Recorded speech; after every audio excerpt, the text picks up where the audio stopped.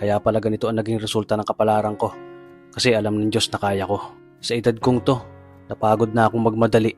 Kaya lahat ng ginagawa ko ngayon, ini-enjoy ko na lang.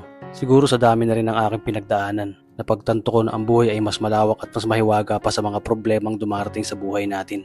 Tumatanda na tayo, baka sa kakahabol natin sa masagana at maayos na buhay, ay hindi na natin nai-enjoy ang buhay.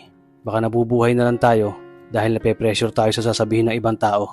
Marami na rin akong mga naging maling desisyon sa buhay, pero lahat yun nagsilbing aral sa akin at natuto ako sa mga pagkakamali ko. May mga taong sobra nating mamahalin at bibigyan ng halaga, pero ibabalik lang sa atin ay kabiguan at matinding trauma.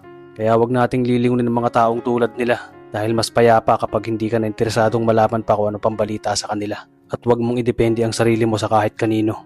Tandaan mo, kahit sarili mong anino, iiwan ka din nito kapag madilim na ang paligid mo. Kailangan natin matutunan na huwag ikumpara ang sarili natin sa iba dahil hindi natin laban ang laban nila. Karera mo to, di nila karera.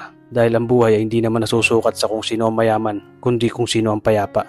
Kaya galingan mo lang palagi tol dahil napakaraming tao mapanghusga, tihilahin ka pababa. At lagi mo tong tatandaan na makakatanggap ka lang ng papuri mula sa kanila kapag patay ka na.